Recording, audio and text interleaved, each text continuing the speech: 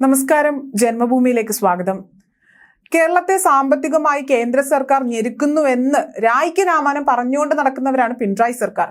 എന്നിട്ടും അവർ നിലനിൽപ്പിനായി കേന്ദ്രത്തിന്റെ മുന്നിൽ കൈനീട്ടി നിൽക്കേണ്ട ഗതികേടാണ് ഓരോ ദിവസവും നമ്മൾ കാണുന്നതും. ഈ കടം വാങ്ങിയ ഗഡുക്കൾ ഒന്നുപോലും തിരിച്ചടച്ചിട്ടുമില്ല. എന്തായാലും ക്ഷേമ പെൻഷൻ കുടിശ്ശിക ഇനത്തിൽ കൊടുത്തു തീർക്കാനുള്ളത് 4250 കോടി രൂപയാണ്. സർവീസ് പെൻഷൻകാർക്ക് ബാക്കിയുള്ള ഒരു ഗഡുവെങ്കിലും കൊടുക്കാൻ വേണം 600 കോടി രൂപ. ജല അതോറിറ്റി കരാറുകാർക്ക് 4000 കോടിയും പൊതുമരാമത്ത് കരാറുകാർക്ക് 2000 കോടിയും തദ്ദേശ സ്ഥാപന കരാറുകാർക്ക് 1000 കോടിയും സപ്ലൈകോയ്ക്കോ 2000 കോടിയും നെല്ല് സംഭരിച്ചതിന്റെ വിലയായി കർഷകർക്ക് കൊടുക്കാനുള്ളത് 320 കോടിയും ഉച്ചഭക്ഷണത്തിനായി സാധനങ്ങൾ വാങ്ങിയ ഇനത്തിൽ 150 കോടിയും കൊടുക്കാതെ നീട്ടിക്കൊണ്ടു പോവുകയാണ് പിണറായി സർക്കാർ. കേരളത്തിന്റെ സാമ്പത്തിക സ്ഥിതി ഭദ്രമാണ് എന്നും കേന്ദ്രം തോനെ കടം കൊടുക്കാത്തത് മാത്രമാണ് പ്രശ്നമെന്നും പറഞ്ഞു നടക്കുന്ന ഇടതുമുന്നണി നിയമസഭയിൽ നിവർത്തിയില്ലാതെ വെളിപ്പെടുത്തിയതാണ് ഈ കണക്കുകളെല്ലാം തന്നെ. കൊടുക്കാനുള്ള വൻ തുകകളുടെ കണക്കുകൾക്കൊപ്പം കണക്കില്ലാതെ കൊടുക്കാനുള്ളവ കൂടി നിയമസഭയിൽ വെളിപ്പെടുത്തിയിരിക്കുന്നു.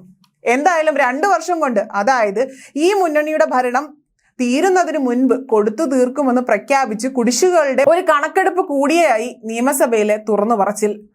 ഇനിയും കൊടുത്തിട്ടില്ലാത്ത മറ്റു കുടിശ്ശികകൾ ഇങ്ങനെയാണ്: നെല്ല് സംഭരണത്തിന് നൽകേണ്ട തുക, ദേശീയ ഭക്ഷ്യ സുരക്ഷാ നിയമപ്രകാരം നിർവഹിക്കേണ്ട ചിലവുകളിലെ കുടിശ്ശിക, കാരുണ്യ പദ്ധതിയിൽ അടക്കം മരുന്ന് വിതരണത്തിലെ കുടിശ്ശിക, കരാറുകാർക്ക് ബിൽ ഡിസ്കൗണ്ടിംഗ് സ്കീം പ്രകാരമുള്ള കുടിശ്ശികയായ 2500 കോടി രൂപ, പട്ടികജാതി വർഗ വിഭാഗത്തിൽപ്പെട്ടവർക്ക്, മത്സ്യത്തൊഴിലാളി കുടുംബങ്ങൾക്ക്, ആക്രമണങ്ങൾക്ക് ഇരയായവർക്കുള്ള ധനസഹായങ്ങൾ, ക്യാൻസർ രോഗികൾക്കുള്ള ധനസഹായം, പമ്പിംഗ് സബ്സിഡി, കൈത്തറി തൊഴിലാളികൾക്കുള്ള ധനസഹായം, ഇടുക്കിയിലെ ഏലം കർഷകർക്ക് സംഭവിച്ച കൃഷിനാശത്തിനുള്ള ധനസഹായം.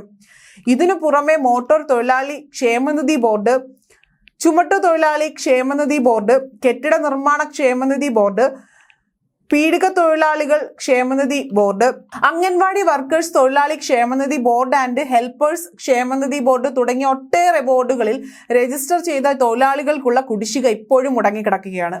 ഇതൊക്കെയും കേന്ദ്രം കണക്കില്ലാതെ കടം തന്നാൽ മാത്രമേ വീട്ടാൻ കഴിയൂ എന്നാണ് പിണറായി സർക്കാരിന്റെ നിലപാടും.